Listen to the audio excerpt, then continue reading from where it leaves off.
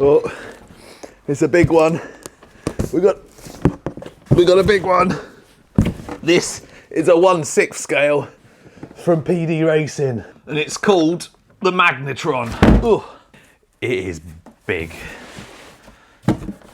That is a unit. Jeez. Come on now. Whoa, whoa, whoa, whoa, whoa. Look at the size of it. Jesus.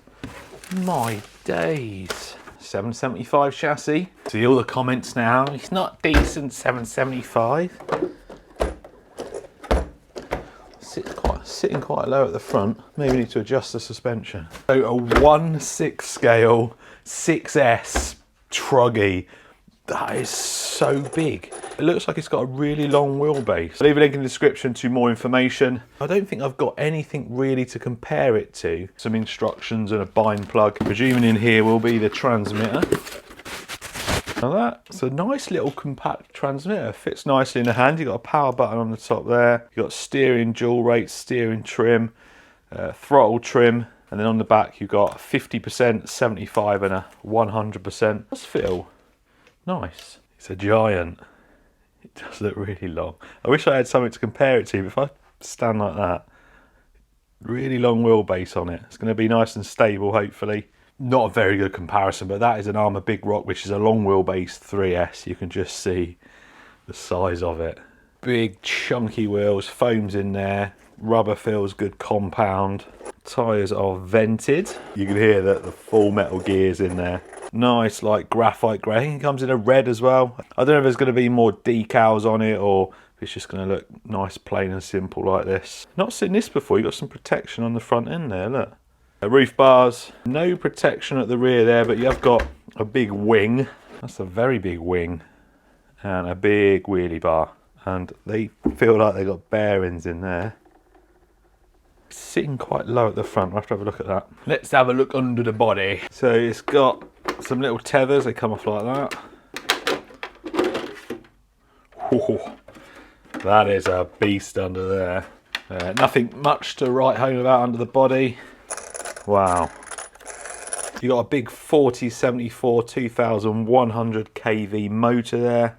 And then you've got centre diff there, drive shaft out the front, then the rear one just down there. Chassis brace all the way along there. Dual battery trays, it will run 6S, but I guess you can run it 4S or 3S as well. That is a 150 amp ESC. Dual EC5 connectors.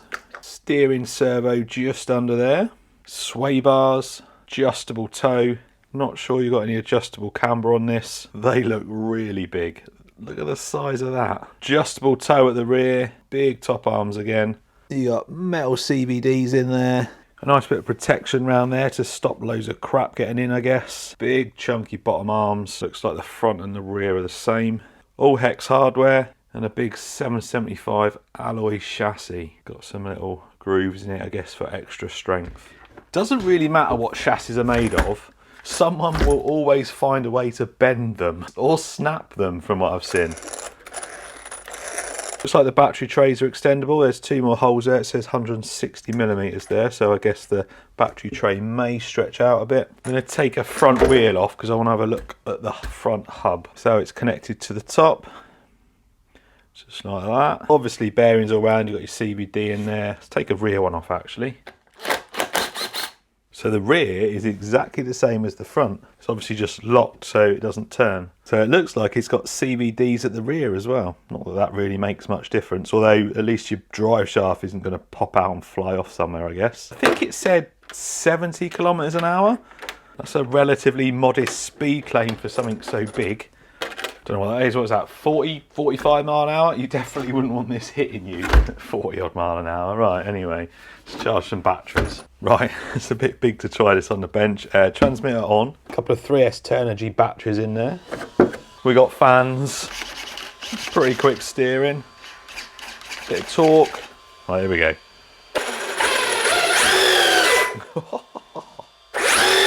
Oh my days. There's a lot of play in that rear wheel. There's a fair bit of play in all of them. Probably could do with shimming, but we'll see. That is mad though. Right, let's go see how fast it is. Does anyone else get scared by these big ones? They always make me nervous. Oh my days. Definitely going to diff out at the front by the looks of it. Them front wheels are ballooning even on half throttle.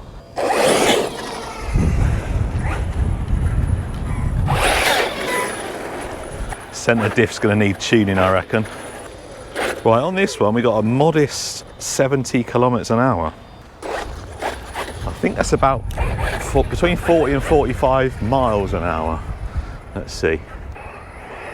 There's full throttle. Whoa.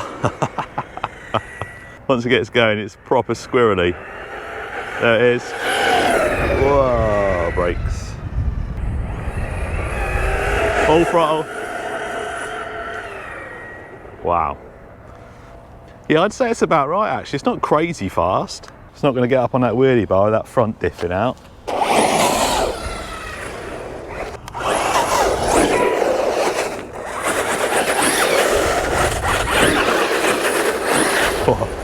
It's got loads of power though. Let's have a look then. Oh, 50, bang on 50. That is more than 70. 81, nice. Let's run it back.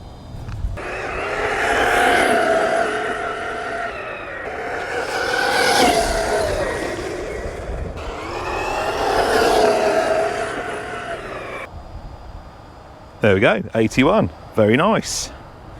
I'm not going to run it down here, there's not really much to do, but I just want to jump this. And then we'll take it to a dirt track. Gotcha.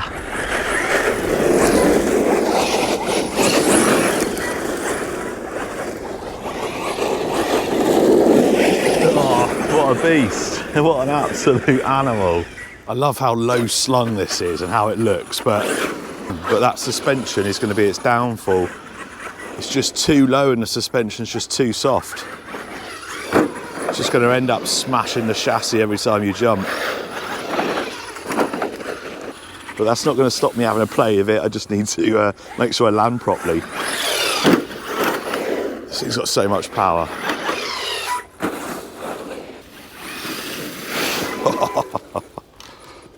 So much power.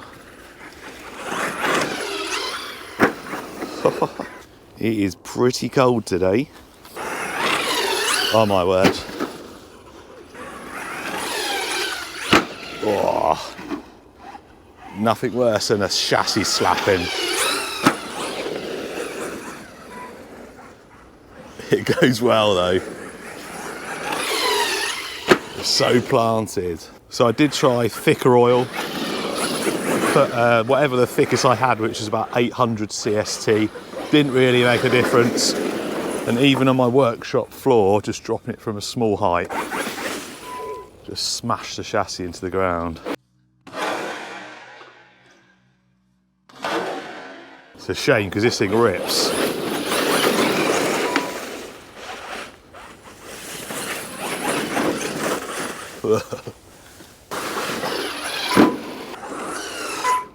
That'll do. Oh.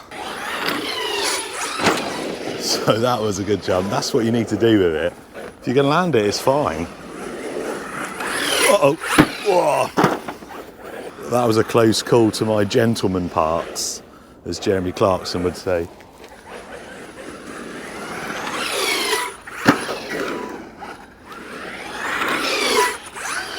Oh.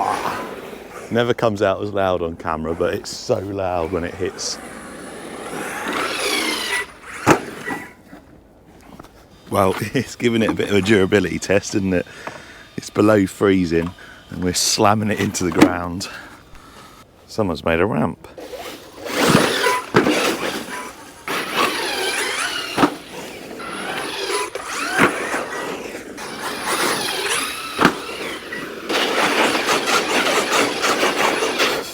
It's such a beast. Such a beast. Whoa.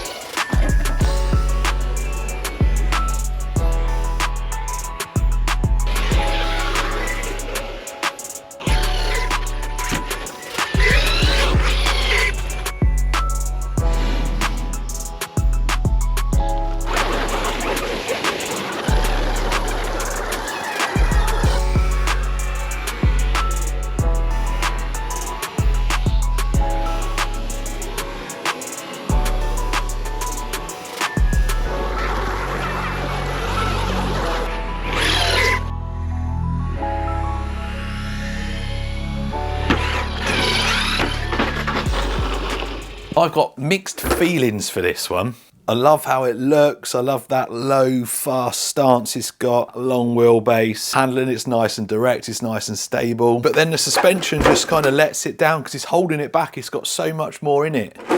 Not a single thing broke on it. There's not even any real marks or anything on the body. And I know I didn't send it crazy. Even if the suspension was up to scratch, I don't think this is really a truck that you're gonna send 30, 40 foot in the air. It's ideal for that kind of dirt track, them smaller jumps and transitions. I can't see a single bit of damage on it. A few little scuffs on the front, on the skid plate. Chassis got a few little scuffs on it. The amount of chassis slamming as well, nothing's dislodged in there. One battery strap had come undone and that was it. No stripped gears, no bent drive shafts. The other thing I mentioned earlier on, the play in the wheels, didn't really notice it when it was driving, but definitely need a bit of shimming down there. Bit of a tough one for me really. What I will say, that if I hold it like that you can see how big it is. What I will say though, which may be the deciding factor, it's £499 in the UK, which is about under $600 I think. Now I don't think there's anything else this size with all these, oh just got soaked. I don't think there's anything this size built like this for that price. It does make you wonder how much we're being shafted by other companies when they would probably charge almost double for this. And yeah, it's not perfect, but the only thing really letting it down is the suspension. I think with that low slung, long wheelbase, I've got the perfect job for this. Coming soon.